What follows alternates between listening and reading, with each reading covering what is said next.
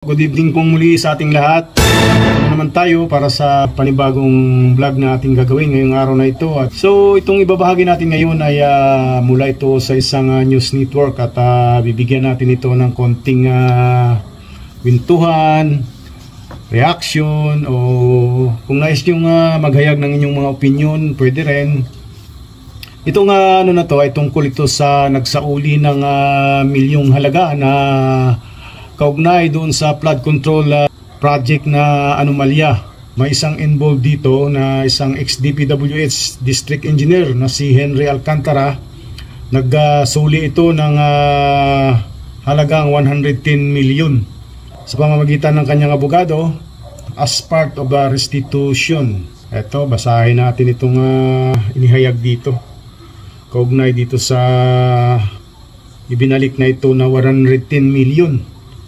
Maraming mga komento tayong mababasa rito na kaugnay dito sa mga pangyayari na ito ng pagsuli ng halagang ito na kung saan ay mula nga dito kay First District Engineer Henry Alcantara ng Bulacan. Ang cash turnover na ito ay parte ng restitution. The cash turnover is part of the restitution.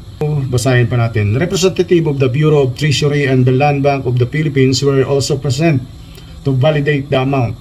Bida said this is Alcantara's first installment for the restitution as he committed around 300 million which was unlawfully obtained from anomalous flood control projects stated in particular cases.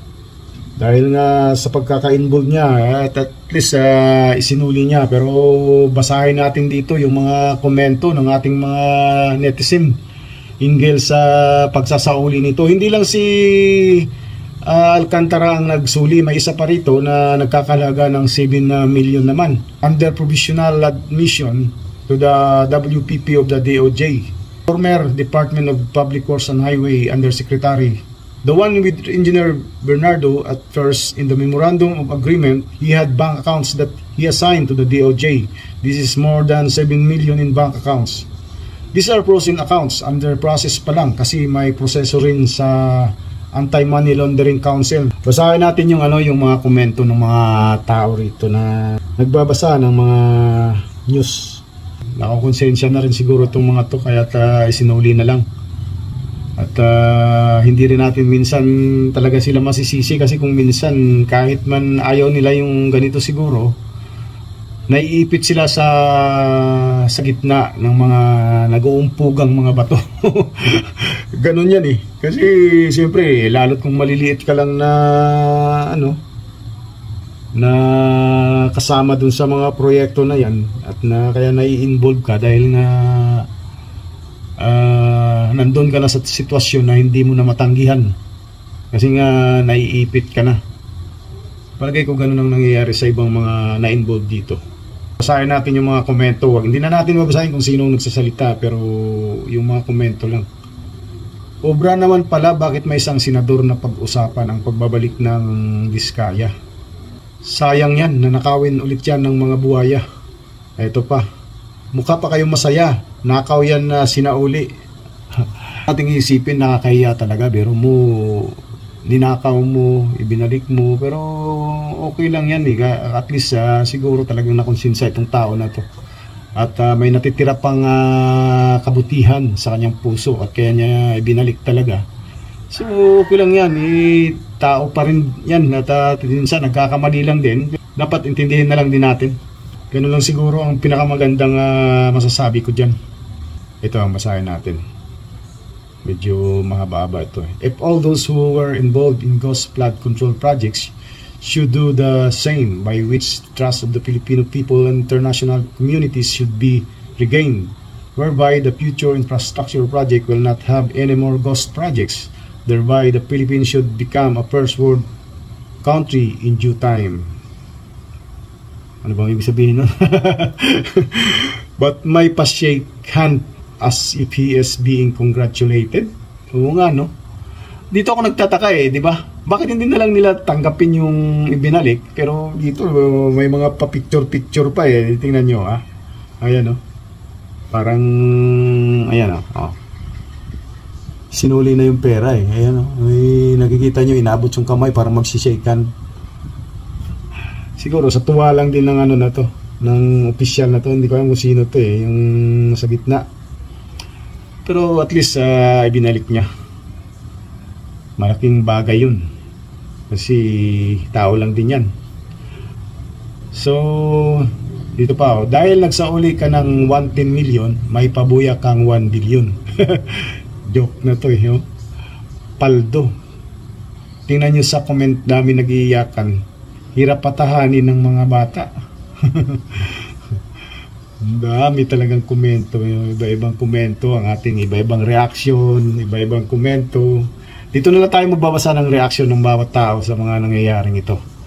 Na yun nga, nagsuli ng ganon kalaking halaga yung isang involved na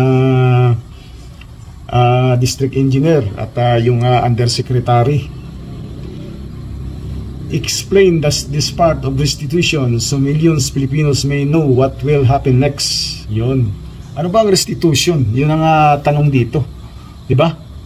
Kasi yun ang word na ginamit nila eh. Part ng restitution daw itong ginawa. Ayan basahin natin sa umpisa.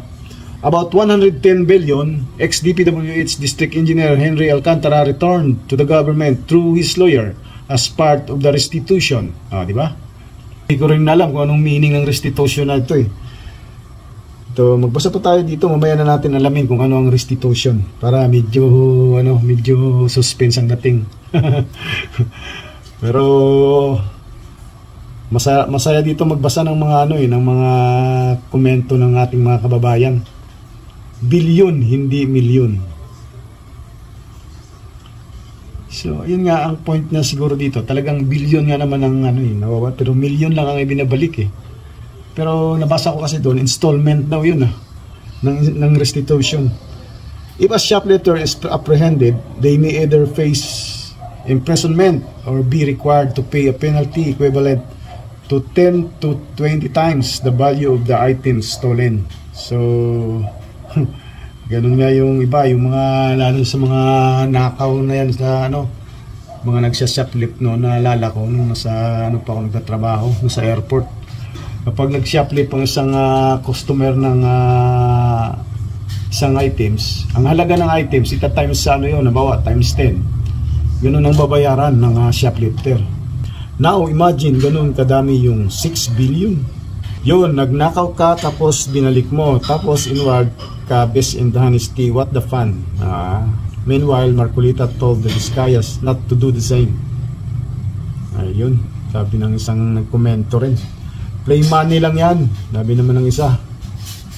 Yung mali-malitang pera, baka naman surrender na rin. Yun, nahanap niya yung mali-malita dati, na pinapakita na ni saldi ko. So may 110 billion pa, right? Okay, so balikan natin yung word na restitution. Maghanap tayo kung anong meaning talaga nito. Google muna tayo. Is the act of making amends for a loss. Ayun, ganun pala yun eh. Wala eh, may ang vocabulary natin eh, kaya kailangan nating tumingin dito sa Google o dictionary.